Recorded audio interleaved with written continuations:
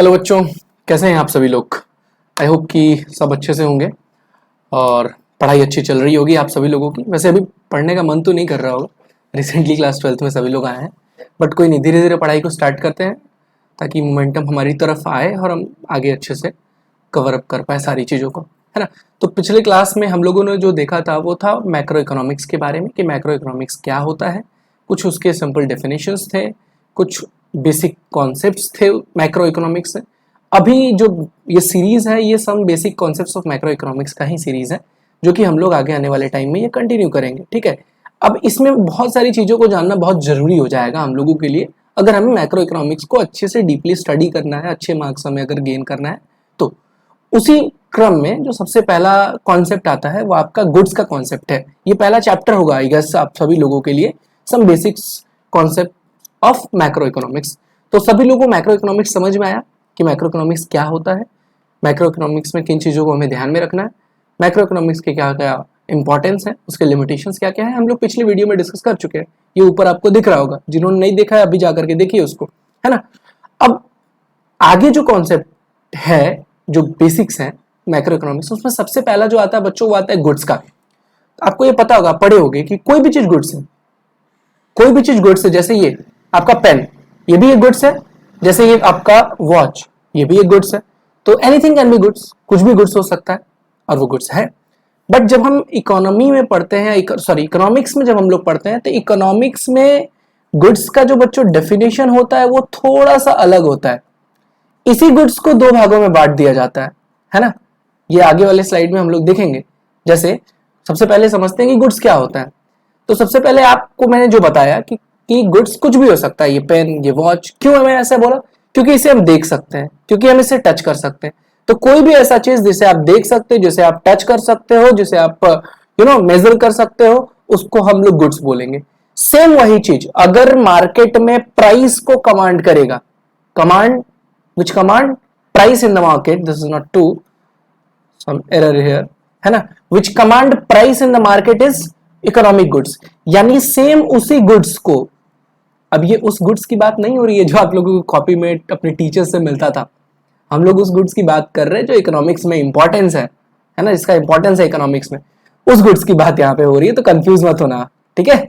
तो अब ये जो गुड्स है बच्चों, इस गुड्स को दो भागों में बांटा गया। सबसे पहला आपका जो होता है वो है इकोनॉमिक गुड्स, और ये जो दूसरा है इसको बोलते हैं नॉन इकोनॉमिक गुड्स। ओके, एक आपका इकोनॉमिक गुड्स और दूसरा आपका non economic goods. Economic good का मतलब आपको क्लास 11 में आप लोगों ने जब इकोनॉमिक्स स्टार्ट किया होगा तो उसमें इकोनॉमिक एक्टिविटीज, इन सारी चीजों के बारे में पढ़ा होगा। तो इकोनॉमिक एक्टिविटीज के बारे में आपने यही पढ़ा है ना कि कोई भी ऐसा एक्टिविटी सर जिसमें मनी इन्वॉल्व हो, जिसमें मॉनेटरी ट्रांजैक्शंस इन्वॉल्व हो, उसको इकोनॉमिक एक्टिविटीज बोलते हैं। वो चीज सर जिसमें कोई भी तरीके से पैसे का लेन देन ना हो रहा हो, which like there is no involvement of any money, any monetary transaction, then that is considered as non-economic activities। Similarly, goods की जब हम बात करेंगे तो वो goods जो प्राइस, जिसका कोई कीमत हो, जिसका कोई प्राइस हो, है ना, जो मार्केट में एक प्राइस को कमांड कर रहा हो, दैट इज इकोनॉमिक गुड्स, ठीक है ना। यहाँ पे डेफिनेशन लिखा हुआ है, a good which command price in the market is called as economic goods. Similarly just इसका उल्टा, यानी वो गुड्स जिसका मार्केट में कोई प्राइस ना हो, which does not command any price into the market, is called non economic goods. तो यहाँ पे कंफ्यूज नहीं होना इकोनॉमिक और नॉन इकोनॉमिक। इकोनॉमिक मतलब सीधे पैसा, पैसा पैसा, है ना। नॉन इकोनॉमिक नो पैसा, ठीक है। तो इकोनॉमिक गुड्स और नॉन इकोनॉमिक गुड्स को क्लियर करते हुए आप लोग ये डेफिनेशंस को देखिएगा, है ना। जैसे एग्जांपल के तौर पे आपको देते हैं, हवा, पानी, ये सब नॉन इकोनॉमिक गुड्स है। जैसे नॉन इकोनॉमिक एक्टिविटीज में मैंने एक एग्जांपल दिया था कि नॉन इकोनॉमिक गुड्स, जैसे नॉन इकोनॉमिक एक्टिविटीज बच्चों, आप सपोज करिए रोड पे चल रहे हैं, कोई बूढ़ी औरत आपको मिली, बूढ़ी दादी मिली, आप उनको रास्ता क्रॉस करा दिए, तो क्या रास्ता क्रॉस करा के बोलोगे दादी पैसा निकालो? नहीं ना। It is your kind of helping nature you are having. जो आप देखे कि वो रास्ता नहीं क्रॉस कर पाएंगे, आपने रास्ता क्रॉस करा दिया, वहां पे एक एक्टिविटी हुआ, बट वो एक्टिविटी ऐसा नहीं है जो आप रास्ता भर चल रहे हो ये देखते हुए किसको आप रास्ता करा करके पैसा कमाओगे। दैट इज नॉट समथिंग जो यहाँ पे इन्वॉल्व है। वैसे ही जहां पे पैसा इन्वॉल्व नहीं है वो नॉन इकोनॉमिक हो जाएगा, जहां पे पैसा इन्वॉल्व हो जाएगा वो इकोनॉमिक गुड्स हो जाएगा। और गुड्स का मतलब जिसे हम देख सकें, टच कर सकें, जिसको मेजर कर सकें, अगर ये प्राइस कमांड करेगा मार्केट में, ये इकोनॉमिक हो जाएगा, अगर इसका कोई प्राइस नहीं होगा, नॉन इकोनॉमिक हो जाएगा।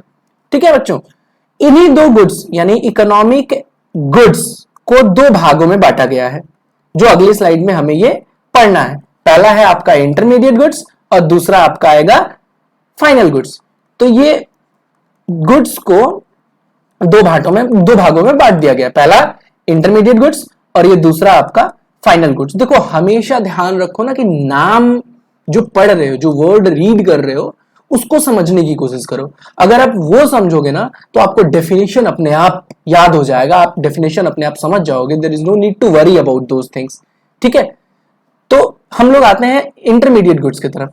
देखो इंटरमीडिएट गुड्स जो है ये आपका होता है बच्चों, इंटरमीडिएट गुड्स का सिंपल सा मतलब होता है ना कि कोई भी चीज हम खरीद रहे हैं, क्यों खरीद रहे हैं?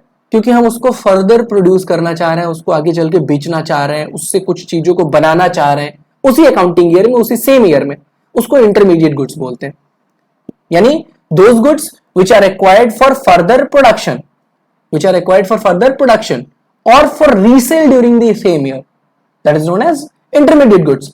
तो अब ये इंटरमीडिएट गुड्स से आप समझो कि अगर कोई रेस्टोरेंट वाला गेहूं खरीद रहा है ना, तो आप घर में जो गेहूं लाओगे उससे बेचोगे नहीं, उससे आप आटा पिसवा करके और उसको आप रोटी खाने के लिए इस्तेमाल में लाओगे, whatever you are doing with that, आप उसको बेचोगे नहीं, फर्दर प्रोडक्शन आप उससे नहीं करोगे। लेकिन सपोज करिए अगर कोई रेस्टोरेंट वाला व्हीट खरीद रहा है, अगर कोई रेस्टोरेंट वाला राइस खरीद रहा है, उसके पीछे उसका क्या मोटिव है? उसका सिंपल सा मोटिव ही है ना कि उसको दोबारा बेचना है। जाके आप ऑर्डर करोगे, फ्राइड राइस ऑर्डर करोगे, आप जाके ऑर्डर करोगे तंदूरी रोटी ऑर्डर करोगे, तो वो सब इन्हीं राइस और व्हीट से बन रहे हैं ना, उसमें तो कोई डिफरेंस है नहीं। तो अगर कोई रेस्टोरेंट परचेज कर रहा है व्हीट को, तो उसका सिंपल सा मोटिव ये है कि वो दोबारा उसको रीसेल करना चाह रहा है। क्या करना चाह रहा है? रीसेल करना चाह रहा है बच्चों, है ना। इस वजह से उसको हम लोग इंटरमीडिएट गुड्स बोलते हैं, सिंपल सी बात है। अगर कोई कॉटन मिल वाला है, सॉरी अगर कोई थ्रेड मिल वाला है जो लाइक थ्रेड्स को बनाता हो और वो मिल कॉटन परचेज कर रहा हो, तो वो किस लिए परचेज करेगा? सिंपल सा लॉजिक यहाँ पे क्या है कि भैया वो दोबारा बेचने वाला है। Okay, what is the issue? ये फिर इशू आ गया।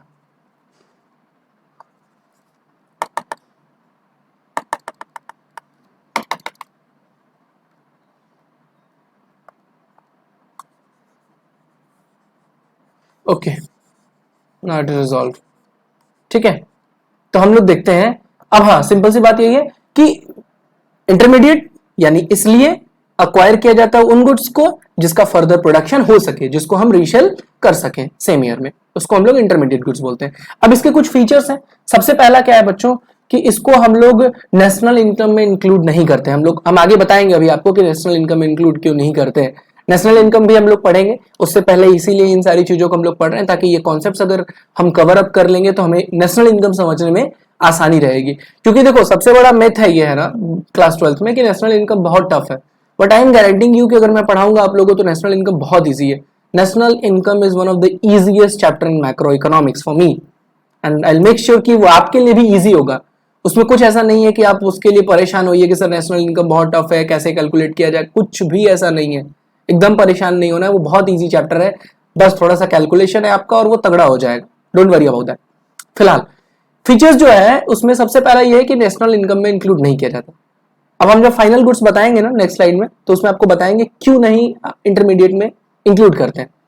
दूसरा, अब आप इंटरमीडिएट गुड्स को कंज्यूमर कंज्यूम नहीं करता है। क्यों नहीं कंज्यूम करता है? कंज्यूमर का मतलब है कि वो डायरेक्टली कंज्यूम कर जाता है ना, अपने वांट्स को सेटिस्फाई करने के लिए। बट यहाँ इंटरमीडिएट गुड्स में ऐसा नहीं होता। इंटरमीडिएट गुड्स खरीद के बेचने के लिए लिया जा रहा है, खरीदा जा रहा है, उसको रीसेल करने के लिए, उससे फर्दर प्रोडक्शन करने के लिए। इस वजह से इसको कंज्यूमर द्वारा कंज्यूम नहीं किया जाता है, ये प्रोडक्शन बाउंड्री के अंदर में रहता है। ये बात को ध्यान रखना है कि ये हमेशा प्रोडक्शन बाउंड्री के अंदर में रहता है, ठीक है ना। प्रोडक्शन बाउंड्री के ऊपर मैं एक अलग से आप लोगों को वीडियो बना के समझाऊंगा कि प्रोडक्शन, आई गेस कि मैं शॉर्ट्स इसका अपलोड कर दूंगा कि प्रोडक्शन बाउंड्री क्या होता है, ठीक है ना। नेक्स्ट स्लाइड जो आपका है दैट इज फाइनल गुड्स, जो अभी बताया। देखो फाइनल गुड्स का मतलब होता है कि इसको आप पर्सनल कंजम्पशन या फिर इन्वेस्टमेंट के पर्पज से यूज में ला रहे हो, ठीक है। पर्सनल कंजम्पशन या फिर इन्वेस्टमेंट के पर्पज से लेके आ रहे हो। जैसे उसी गेहूं का एग्जाम्पल हम लोग लेते हैं जो रेस्टोरेंट के लिए इंटरमीडिएट था और आपके लिए फाइनल गुड्स हो गया। क्यों फाइनल गुड्स हो गया? क्योंकि आप वो गेहूं खरीदे और खाए। आपने अपने नीड को, अपने वांट को डायरेक्टली सेटिस्फाई किया, है ना? डायरेक्टली क्या किया आपने? सेटिस्फाई किया। इस वजह से वो फाइनल गुड्स है। वीट हो गया, घर में जो फर्नीचर लेके आते हो, ये जो कपड़े हम लोग पहने हुए हैं, ये फाइनल गुड्स है। खरीद रहे हो बेचने के लिए नहीं, खरीद रहे हो पहनने के लिए। ब्रेड जो घर में खाते हो आप लोग, ठीक है, सॉरी। तो अगर डायरेक्टली सेटिस्फाई कर रहा है आपके वांट को, अगर आप पर्सनली कंज्यूम कर रहे हो उसको, तो वो फाइनल गुड्स है। अब दो चीजें यहां पे, क्या दो चीजें? फाइनल गुड्स अगर कंज्यूमर कंज्यूम कर रहा है तो उसको कंजम्पशन गुड्स बोलते हैं। फाइनल गुड्स को दो भाग में बांट दो, जो हम लोग आगे अभी पढ़ेंगे। फाइनल गुड्स अगर वो कंज्यूमर कंज्यूम कर रहा है तो वो कौन सा गुड्स हो जाएगा बच्चों? बोलो, कंजम्पशन गुड्स। इसको कंज्यूमर गुड्स भी बोलते हैं। उसी फाइनल गुड्स को फर्दर यानी प्रोड्यूसर इन्वेस्टमेंट के पर्पज से यूज कर रहा है ना, उससे जनरेट करना चाह रहा है, प्रोडक्शन करना चाह रहा है, तो उसका नाम हो जाता है कैपिटल गुड्स।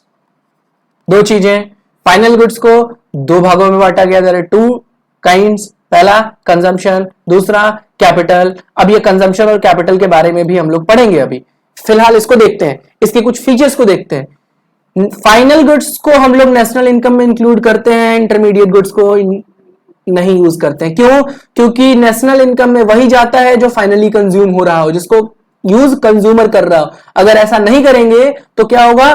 डबल काउंटिंग होगा। और नेशनल इनकम में बच्चों यहां ध्यान रखना, हमेशा हम लोग डबल काउंटिंग को अवॉइड करते हैं। क्या करते हैं? अवॉइड करते हैं। हमेशा ध्यान रखना, we are not in favour of double counting for national income. इसी वजह से हमारा यहां पे जो आप पढ़े थे, it is not included in national income but it is included in it is not included in national income in terms of intermediate goods, but when we talk about the final goods, it is included in national income. Simple, just because कि double counting ना हो, क्योंकि जो intermediate है वही final होने वाला है।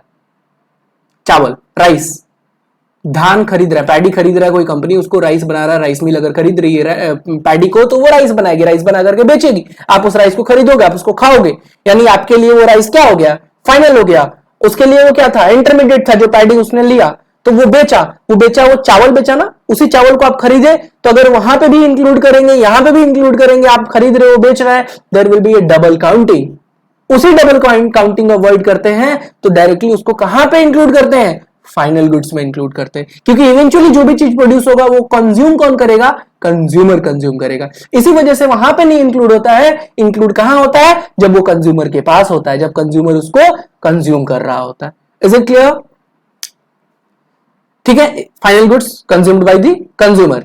It remains outside the production boundary. ये हमेशा प्रोडक्शन बाउंड्री के बाहर रहता है, क्योंकि यहाँ पे प्रोडक्शन वगैरह तो हो नहीं रहा है, यहाँ पे डायरेक्ट कंजम्पशन की बात हो रही है। तो consumption is not something which relates with the production. Production से कंजम्पशन होगा, प्रोडक्शन हो रहा है, उस प्रोड्यूस गुड्स जब फाइनल होगा आप कंज्यूम कर रहे हो, है ना? तो ये हमेशा प्रोडक्शन बाउंड्री के बाहर रहता है। Getting my point? देखो, कोई भी डाउट आएगा जस्ट कमेंट बिलो, उसके ऊपर स्पेशल क्लास हम लोग अरेंज कर सकते हैं। अगर कुछ स्टूडेंट्स को ज्यादा डाउट होगा, आई will be coming live also, है ना? तो मेक श्योर कि आपको एक एक कॉन्सेप्ट, एक एक चीज, हर एक चीज समझ में आ रहा हो। जहां पे भी डाउट होता है बच्चों, you can directly ask me in comment section, I will be responding to every question. Okay, अब इंटरमीडिएट गुड्स और फाइनल गुड्स को हम लोग पढ़े, इसके बीच के कुछ डिफरेंस को देखते हैं। एक साइड में मैं रख देता हूं आपका ये इंटरमीडिएट गुड्स हो गया, एक साइड में आपका ये फाइनल गुड्स हो गया।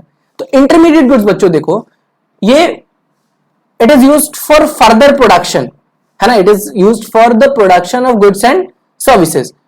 पहला पॉइंट इसमें अगर मैं लिखूं, used for production, it is used for production of other goods, है ना?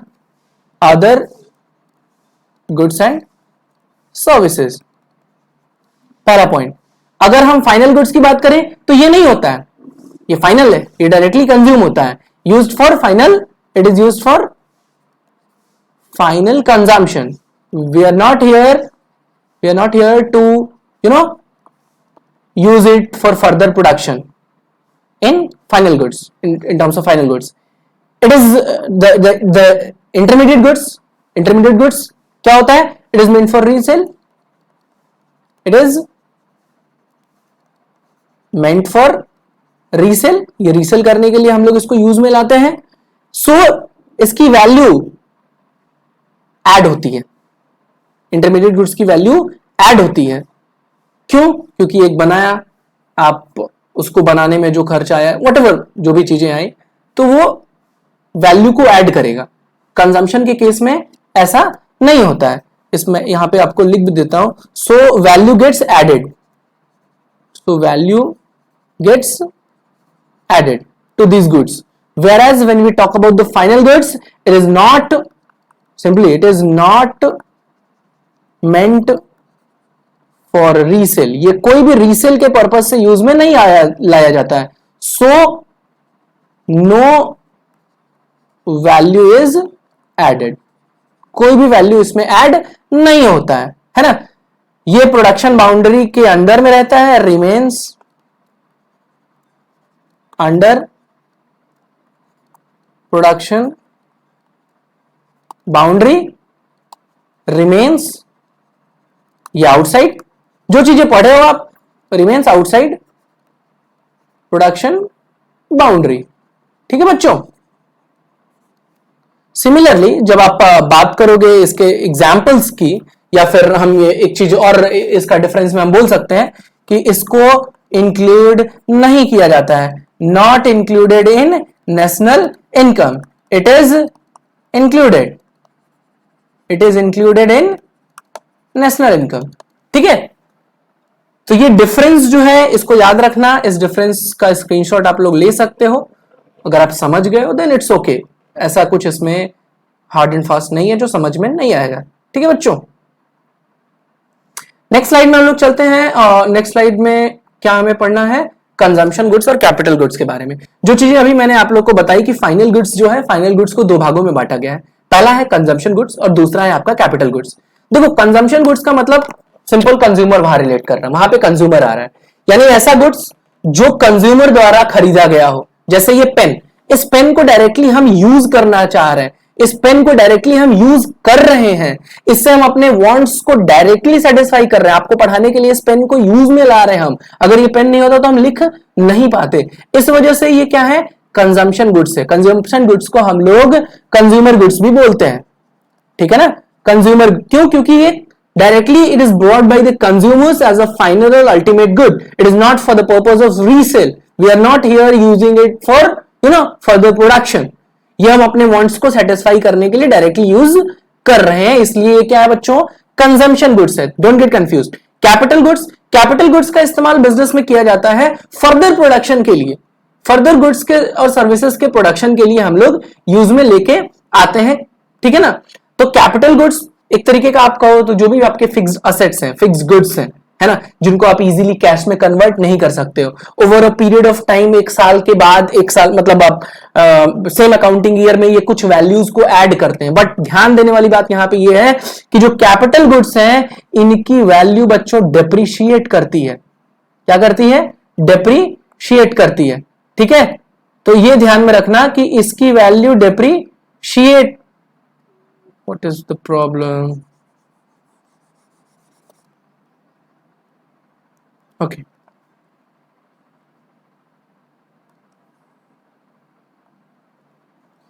इसकी वैल्यू क्या होती है बच्चों? डेप्रिशिएट करती है. क्यों? क्योंकि आप सपोज करिए आपके कंपनी में मशीनरी है. ठीक है, आपकी ही कंपनी है और उसमें आप कोई मशीन रखे हुए किसी चीज के प्रोडक्शन के लिए, वो आपके लिए कैपिटल गुड्स है. क्यों? क्योंकि आपकी फर्दर प्रोडक्शन को वो कर रही है ना. आप उस मशीनरी को कंटिन्यूअसली यूज कर रहे हो. तो जो नॉर्मल वियर एंड टियर होगा over a period of time या फिर उस पर्टिकुलर फाइनेंशियल ईयर में, उसी को क्या बोलते हैं कि वो डेप्रिशिएट होना वैल्यू. यानी फिक्स असेट्स की वैल्यू हमेशा घटती है, डेप्रिशिएट होती है. अगर कोई सपोज करिए आप मशीनरी खरीदे हैं 1 लाख रुपीज का, उस 1 लाख रुपए के मशीनरी से आप फर्दर प्रोडक्शन किए, वैल्यू जनरेट किए, लेकिन उस मशीनरी के नॉर्मल वियर एंड टीयर से उसका प्राइस सपोज करिए कि आपका डाउन होकर के 80,000 हो गया, है ना। तो यानी कि नॉर्मल वियर एंड टीयर से उसकी वैल्यू क्या हो रही है, डेप्रिशिएट हो रही है। जैसे बिल्डिंग हो गई, बिल्डिंग बनाते टाइम बहुत पैसा लगा, बिल्डिंग में, जिस बिल्डिंग में आप रह रहे हो, जिस घर में आप रह रहे हो, over a period of time अगर आप उसको बेचना चाहोगे तो क्या उसको सेम वैल्यू मिलेगी?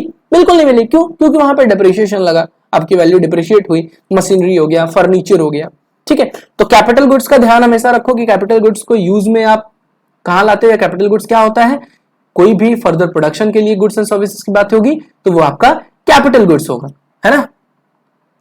Next, last but not the least, अब ये जो आपका कंज्यूमशन गुड्स या कंज्यूमर गुड्स था, इसमें 4 चीजों की बात की गई है, durable, non durable, semi durable and services. इन्हीं चारों का डिस्कशन हम लोग अभी देखेंगे।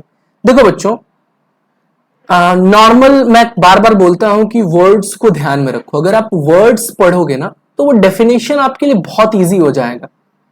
तो जब आप ड्यूरेबल गुड्स की बात करोगे, यानी जिसकी ड्यूरेबिलिटी अच्छी हो, जिसकी ड्यूरेबिलिटी ज्यादा हो, जिसको बार बार एक पर्टिकुलर टाइम पीरियड में आप यूज कर सको, उसको हम लोग ड्यूरेबल गुड्स बोलते हैं। जैसे घर में जिस टीवी पे आप आईपीएल देख रहे हो, अच्छा अभी तो जियो टीवी, जियो सिनेमा फ्री में आईपीएल देख रहे हैं सब, कोई नहीं।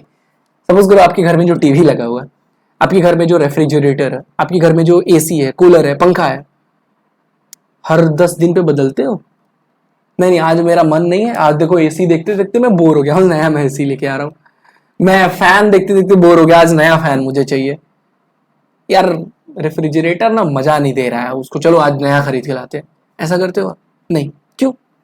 क्योंकि आप उन गुड्स को खरीदते हो, आपके दिमाग में, आपके बैक ऑफ माइंड में एक बात होती है कि यार ये तो चलेगा, लंबा चलेगा, 8 साल, 10 साल, 20 साल, what ever the life of that particular product is, ठीक है ना। उसी को बोलते हैं ड्यूरेबल गुड्स। यानी आप बार बार over a period of time उसको यूज करते जा रहे हो। ये सोच के नहीं खरीदे थे कि 2 महीने बाद बदल देंगे, 2 महीने बाद खराब हो जाएगा, 3 महीने बाद खराब हो जाएगा। तो वो क्या है? ड्यूरेबल, यानी जिसका टाइम ज्यादा हो, जो लंबे टाइम तक चले, उसको हम लोग ड्यूरेबल गुड्स बोलते हैं। सेमी ड्यूरेबल, कपड़ा, मैं ये जो टी शर्ट पहना हूं, आप कभी कपड़ा खरीदने जाते हो तो इस ध्यान से नहीं खरीदते हो ना कि यार अगले 20 साल तक कपड़ा ही नहीं खरीदना है मेरे को, अगले 25 साल तक तो मैं देखूंगा ही नहीं कपड़े की दुकान की तरफ। नहीं, वो सेमी ड्यूरेबल है, कम टाइम पीरियड के लिए, साल भर, 6 महीने, 2 साल, इस टाइम पीरियड में जो चीजें चलती हैं उसको हम लोग सेमी ड्यूरेबल गुड्स बोलते हैं, यानी लिमिटेड टाइम पीरियड, है ना। ये बात ध्यान रखो कि लिमिटेड टाइम पीरियड में जिन गुड्स को इस्तेमाल में लाया जाता है उसको हम लोग सेमी ड्यूरेबल गुड्स बोलते हैं। नॉन ड्यूरेबल, आज लाओ खाओ खत्म, लंबे टाइम तक, शॉर्ट टाइम तक आप उसको रख नहीं सकते हो। Just for an example, durable में रेफ्रिजरेटर, एसी की बात हुई, कपड़े की, जूते की बात हुई। नॉन ड्यूरेबल में भी, यानी एक बार से ज्यादा इस गुड्स का इस्तेमाल नहीं किया जा सकता। जैसे दूध 20 दिन नहीं रखोगे, 1 महीने नहीं रखोगे ना, आज लाए कल पिए परसों, मतलब 1 से 2 दिन के अंदर में खत्म, स्वाहा। बटर हो गया, मिल्क हो गया, ब्रेड खरीद के लाते हो तो आप खोले पैकेट, ऊपर फंगाई जमा हुआ है पूरा एकदम काला काला, खाओगे? नहीं।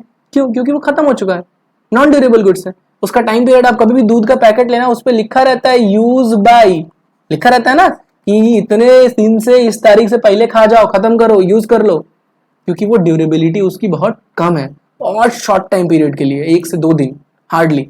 चॉकलेट, है ना, बटर, मिल्क, तो वो नॉन ड्यूरेबल गुड्स, यानी जो लंबे टाइम तक ना जाए, शॉर्ट टाइम पीरियड में रहे। सर्विसेज, यानी कह सकते हैं ना कि जो डॉक्टर्स हैं, एज अ टीचर मैं आपका हूं, बड़ा भाई हूं आपका, तो मैं आप लोग को पढ़ा रहा हूं, दिस इज माई सर्विस। क्यों? क्योंकि मैं नॉन मटेरियल गुड्स हूं, जो आपके वांट्स को डायरेक्टली सेटिस्फाई कर रहा हूं, है ना। तो सर्विसेज जो है वो इंटेंजिबल नेचर के होते हैं, गुड्स जो होते हैं वो टेंजिबल नेचर के होते हैं। अब टेंजिबल इंटेंजिबल की बात जब आ रही है तो आप अकाउंटेंसी में भी पढ़े होंगे आप लोग कि देखो, टेंजिबल का मतलब ही होता है कि जिसे हम देख सकें, जिसे हम टच कर सकें, है ना, which can be seen, which can be touched, है ना। जहां पे हम इनटेंजिबल की बात करते हैं तो इनटेंजिबल का सीधा सा मतलब होता है it can not be seen, not be touched, है ना, जिसे हम ना देख सकते हैं, ना हम छू सकते हैं, जिसे हम सिर्फ महसूस कर सकते हैं, only it can be feel, जिसे हम सिर्फ महसूस कर सकते हैं, है ना। जैसे सर्विसेज, डॉक्टर के पास जाते हो तो डॉक्टर जो सर्विस दे रहा है उस सर्विस को टच नहीं करते हो आप ना, वो कहां से टच करोगे, क्या है वो जो टच करोगे। आप अपने बीमारी को लेकर के डॉक्टर के पास गए, डॉक्टर उस बीमारी का आपको दवा दिया, आप यानी उसके इंटेंजिबल नेचर को देखें, आप ना उसे देख पाए ना छू पाए, है ना। Which can not be seen, which can not be touched. Doctor हो गए, नर्स हो गए, टीचर्स हो गए हम, ठीक है ना, वो सर्विसेज हैं, हम अपना सर्विस प्रोवाइड कर रहे हैं, उस सर्विस के बदले आपसे पैसा ले रहे हैं। फिलहाल यहाँ पे पैसा आपसे भी नहीं ले रहे हैं, अगर किस्मत सही रहा तो यूट्यूब देखा, है ना। तो कभी कंफ्यूज मत होना सर्विसेज में। गुड्स जो होते हैं हमेशा वो टेंजिबल नेचर के होते हैं, और सर्विसेज जो होते हैं वो हमेशा इनटेंजिबल नेचर के होते हैं। ये बात को आपको माइंड में रखना है, ठीक है ना। गुड्स, इसीलिए हम लोग इकोनॉमिक्स में गुड्स और सर्विसेज दोनों को साथ साथ बोलते हैं जब भी हम डेफिनेशन की तरफ जाते हैं, ठीक है बच्चों। आई गेस आप लोगों को ये सारी चीजें आज समझ में आई होंगी। ये जो हमारा सीरीज है some basic concepts of macro economics, इसमें आगे कंटिन्यू करते हुए हम लोग जीडीपी, जीएनपी और इन्वेस्टमेंट और डिप्रिसिएशन, इन सारी चीज़ों के बारे में कवर अप करेंगे, जो कि काफ़ी इंपॉर्टेंट है। आप समझ लो कि ये पिलर्स हैं जिनके ऊपर कि आपका पूरा का पूरा मैक्रो इकोनॉमिक्स खड़ा होने वाला है ना। उसी पिलर्स के बारे में अभी हम स्टडी कर रहे हैं, उसके बाद मैक्रो इकोनॉमिक्स को डेप्थ से समझेंगे जब हम इसमें नेशनल इनकम स्टार्ट करेंगे, एनआई, नेशनल इनकम स्टार्ट करेंगे, ठीक है ना। तो नेशनल इनकम भी काफ़ी इंपॉर्टेंट चैप्टर है, और आई गेस कि 2 से 3 लेक्चर में ये पूरा का पूरा आपका बेसिक कॉन्सेप्ट खत्म हो जाएगा। उसके बाद हम लोग नेशनल इनकम की तरफ जाएंगे, और आई मेक श्योर कि आपको नेशनल इनकम बहुत इजी करके मैं दूंगा, बस जुड़े रहिए आप। Okay, thank you very much. I hope आपको ये क्लास समझ में आया। अगर आप को हमारा पढ़ाया हुआ समझ में आ रहा है तो please like the video, share it with your friends. जय हिंद, थैंक यू।